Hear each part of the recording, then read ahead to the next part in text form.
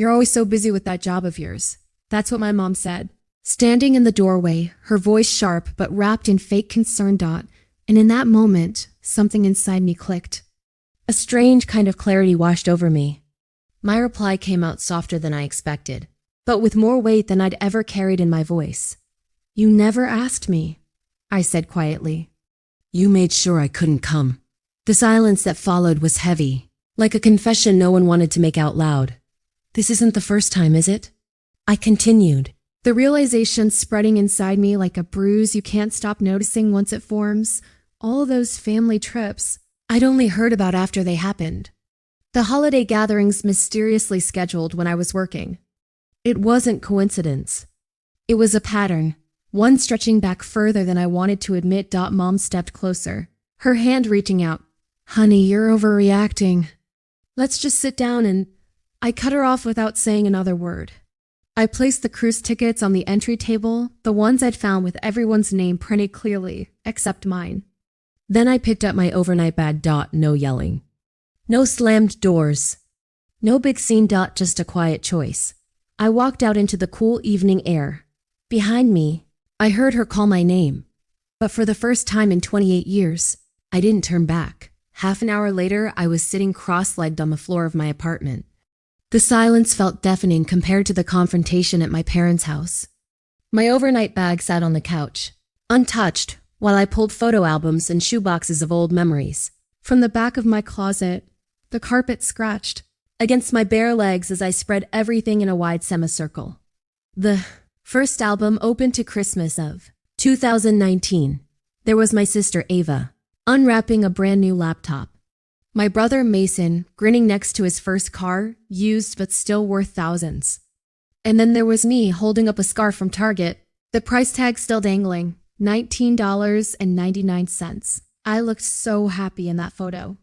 I remembered believing it was all my parents could afford that year, but as I flipped through more albums, I started seeing what had been there all along. Family trip to Yellowstone. Sorry, Emily. Someone has to water the plants. Disney World. Your internship is that week, remember? Weekend in Napa. You wouldn't enjoy it anyway. Sweetie. Every excuse stacked on top of the last until the pattern was undeniable. My phone buzzed. Text from Mom. We need to talk about this misunderstanding. Misunderstanding. That word stung. As if finding clear proof of being excluded could somehow be misinterpreted. I turned the phone face down and pulled my laptop closer. On the screen was a spreadsheet I kept for years. Monthly budget. I scrolled back and highlighted every bank transfer I'd made to my parents. $350 in April. Dad's insulin costs went up. $1,400 in June. Hospital copay for Dad's diabetes. $800 in August. Mom's car needed transmission work. $2,800. Just last month for the so-called family emergency fund. That last one cut deepest. It was my Lake Tahoe money. The trip I'd been saving for. The one I canceled when they said the family needed my help. But the truth sat in front of me now. They took my money while already holding cruise tickets. Tickets with everyone's name but mine. My stomach twisted. Memories began to flood back, sharper now. Age 7. Sitting at the kitchen table while Ava practiced scales with her vocal coach. Can I take piano lessons too? I'd asked. Mom shook her head. We can't afford lessons for 2 kids, Emily. Maybe next year. But next year never came. Instead, 6 months later, Mason got guitar lessons, age 13, crying at the kitchen table. Because I couldn't go on the 8th grade science trip to the Oregon coast. $400 is just too much right now. Dad had said, patting my shoulder. 3 weeks later, they surprised Mason with a father-son camping trip that cost twice as much. College years. Me, working 3 jobs to cover tuition and rent. Meanwhile, Ava and Mason got their rent covered. Their car insurance paid. Their expenses handled. You're just so independent, honey, Mom would say. We know you can handle it. But independence was never the gift they pretended it to be. It was abandonment dressed up as pride. My phone rang. Ava's name lit up the screen. Against my better judgment, I answered. Emily, this is ridiculous. You're making Mom cry. I found the cruise documents. Ava, It's not what you think, she said quickly, her tone rehearsed, like a script she'd been given. We meant to invite you, but Mom thought you'd understand. You always do. Those last 3 words. Echoed. You always do. Not anymore. I whispered the words and ended the call. I walked to my closet and reached for a small box on the top. Shelf. Inside was a shrink-wrapped jewelry-making kit. The exact kind I had begged for on my 9th birthday. Mom had said it was too expensive. But a week later, Ava got her 3rd American Girl doll. Last year, I finally bought the kit myself on Etsy, $35. I kept it sealed, though I never quite understood why. Now I did. It was proof. Proof of everything I'd been denied while being told I should understand. My phone pinged again. A text from Mason. This is BS, Emily. We've always included you. You're being dramatic. Fine. How much do you want to let this go? I set the phone face down again. Just as the doorbell rang. Through the peephole, I saw Clara, my best friend since college, standing there with a bottle of wine and takeout bags. When I opened the door, she said, I figured you might need reinforcements. You look like hell. I tried to joke, but my voice cracked. Found out my family's been excluding me my entire life. Nothing major. Clara stepped inside, set everything down, and hugged me so tightly I nearly broke. About damn time you noticed. What? I pulled back. Her eyes were steady. Emily, I've watched you bend over backwards for them for years. Last Christmas, you spent almost a month's salary on their gifts. And what did they give you? Socks. They call you for money, for babysitting, for emotional support. But when's the last time they showed up for you? Her question hung in the air. I had no answer. Later that night, my phone lit up again. A voicemail from Dad. Your mother's very upset. You're being ungrateful, Emily, after everything we've done for you. I let out a hollow laugh. Everything they've done for me. The words felt like a cruel joke. And for the first time, I wondered what life might look like if I stopped letting them drain me. The next morning, sunlight poured into my apartment, but I felt no warmth. I hadn't slept much. My mind kept replaying every moment from last night. The cruise tickets, the phone calls, the memories I couldn't ignore anymore. I made coffee, sat at my kitchen table, and stared at the steam curling upward. For years, I'd convinced myself that my family's love was just different, quieter, harder to see. But maybe it wasn't love at all. The thought made me sick. My phone buzzed again. A group text, family chat. Mom, family meeting tonight. Everyone at 6. Emily, you too. Ava. Yes, please come. Let's clear this up. Mason, be an adult for once and stop sulking. I almost laughed. A family meeting. Not because they wanted to hear me, but because I'd messed up their perfect image. Clara called a few minutes later. You're not going, are you? I sighed. If I don't, they'll spin the story. Make me the villain. They already do, she said softly. But if you want to go, I'll drive you. I'm not letting you face them alone. I hesitated, then whispered, thank you. That evening, I sat on the edge of Clara's car seat, staring at the glowing porch light of my parents' house. Ready? She asked. Not really, I admitted. When I walked in, everyone was already gathered. Mom sat on the couch, arms crossed. Dad stood near the fireplace, jaw tight. Ava perched on the armrest, looking worried, while Mason leaned back in a chair with that smug grin I'd known since childhood. I stayed standing, clutching the strap of my bag like it was armor. Mom spoke first. Emily, we love you, but you're making something small into something ugly. The cruise wasn't meant to exclude you. It was supposed to be a surprise gift for Ava's promotion. I swallowed. Then why were Mason and Dad going too? Why not me? Silence. Finally, Mason rolled his eyes. Because you're always busy, Em. Always working. We thought you wouldn't care. Wouldn't care? My voice rose for the first time. I cancel vacations for you. I send you money when you say you're broke. I've been here for every so-called emergency, and you thought I wouldn't care? Dad spoke then, his tone sharp. Lower your voice. You're acting hysterical. Something inside me broke. I pulled my laptop from my bag, opened the spreadsheet, and turned the screen toward them. See this? These are the transfers I've made over the last 3 years. Nearly $10,000. That's my Tahoe trip. My savings. My peace of mind. You said it was for Dad's health. For emergencies. And the whole time you had a cruise booked. Mom's face went pale.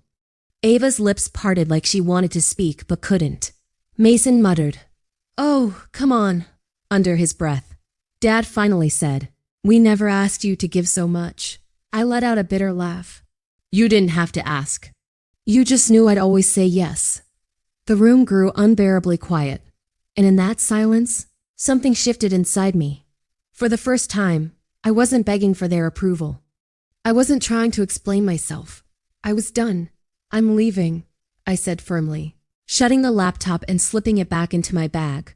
"Emily," Mom started, but I shook my head. "Don't, not this time." Then I walked out. Clara was waiting in the car, engine running. "Well?" she asked. "They don't get it," I whispered. My hands were trembling. "They'll never get it." The next few days were a blur. I ignored their calls, their texts, their guilt-tripping voicemails. At work, I pushed through tasks mechanically, my mind always drifting back to the confrontation.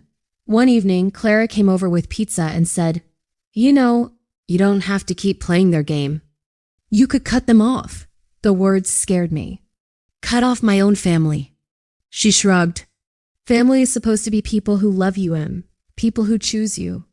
Not just people you're blood related to." I stared at her, realizing how foreign that idea felt. My whole life, I believed family was sacred, untouchable. But what if that belief was the very thing keeping me trapped? The following weekend, I went to a local park with Clara.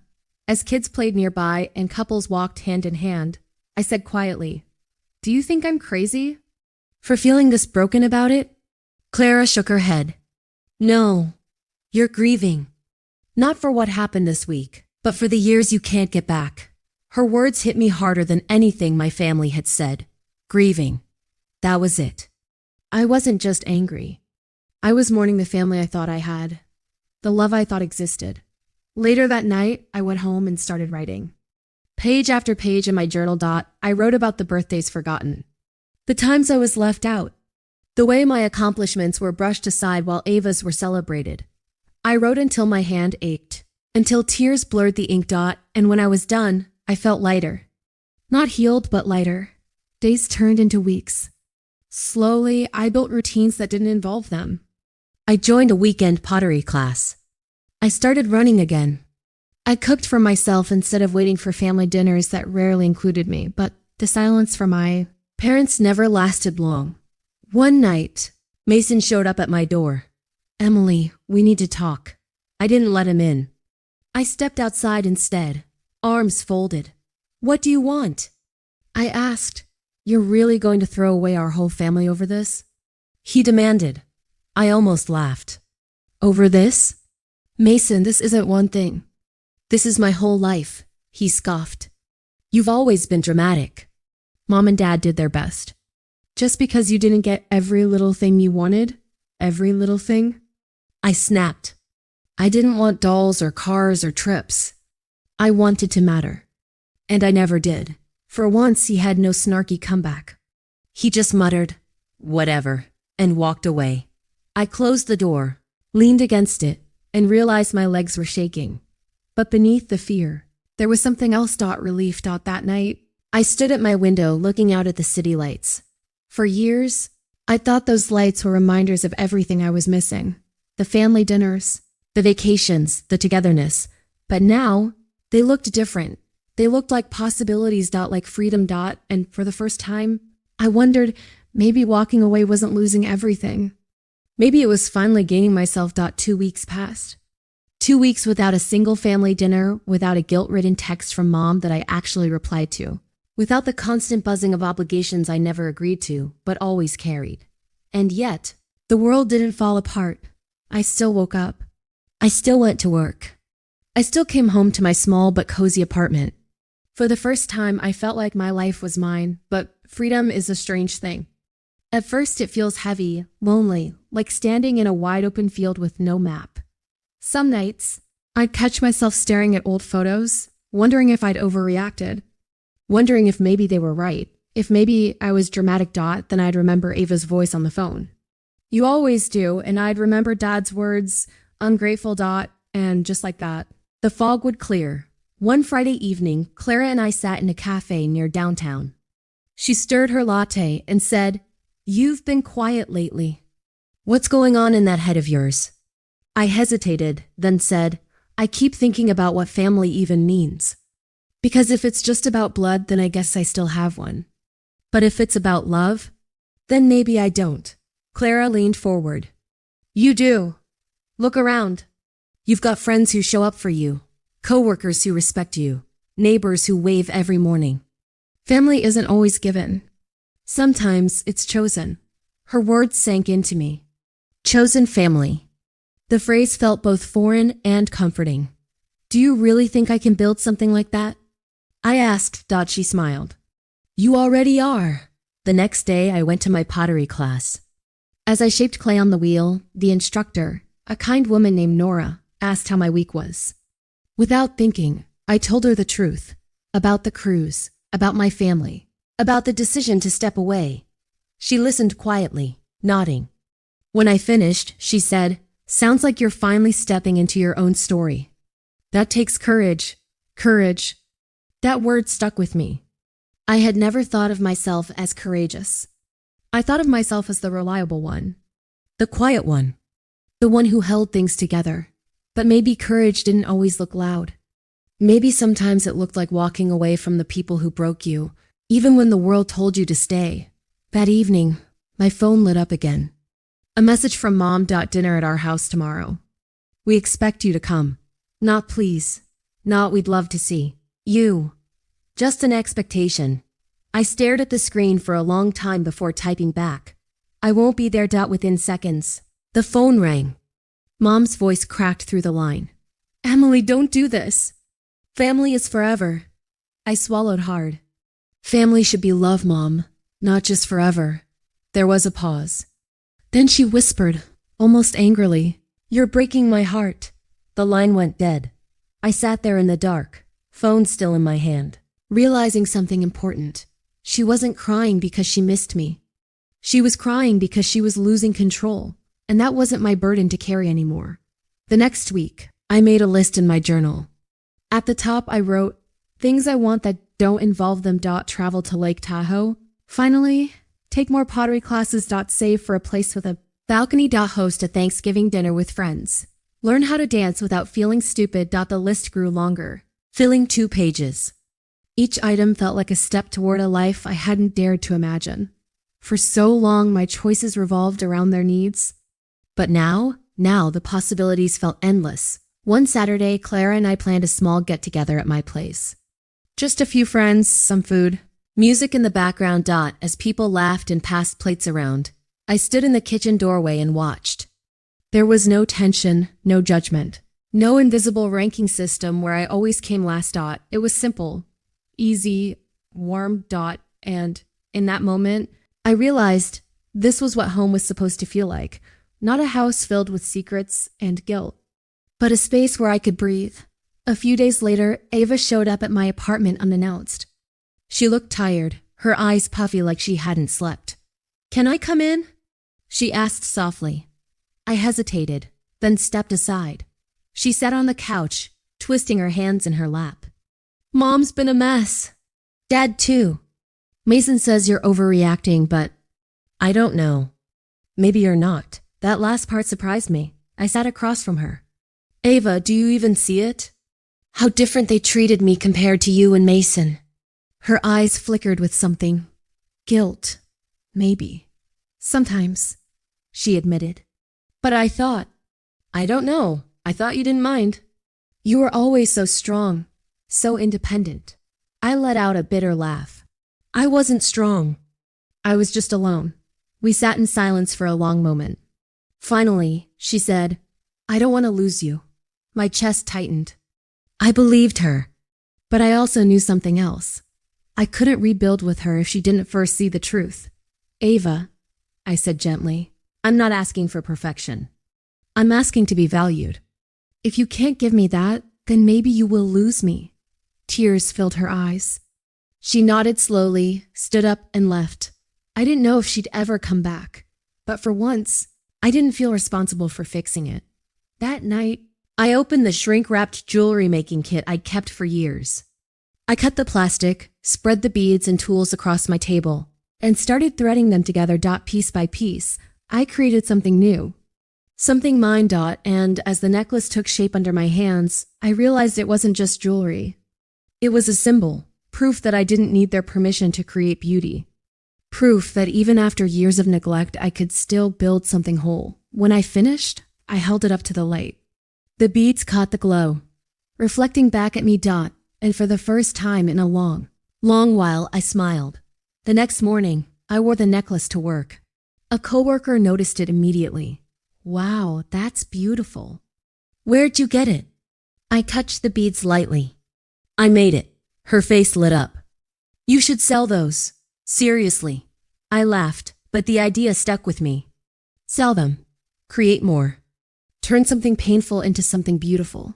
Maybe that was the real path forward. Not waiting for apologies that might never come, but building a future where I no longer needed them. And as the weeks stretched into a month, one truth became clearer every day. I hadn't lost a family. I found myself. By the time another month passed, I felt like I was living in two worlds. In one world, there was silence from my family, broken only by the occasional guilt-filled text or voicemail. In the other, there was a new kind of life forming, one built with friends. Small joys and choices that finally belonged to me.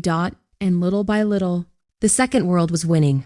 One Sunday morning, I sat at my kitchen table with my journal. On the page, I wrote 3 questions. What am I still holding on to? What do I need to let go of?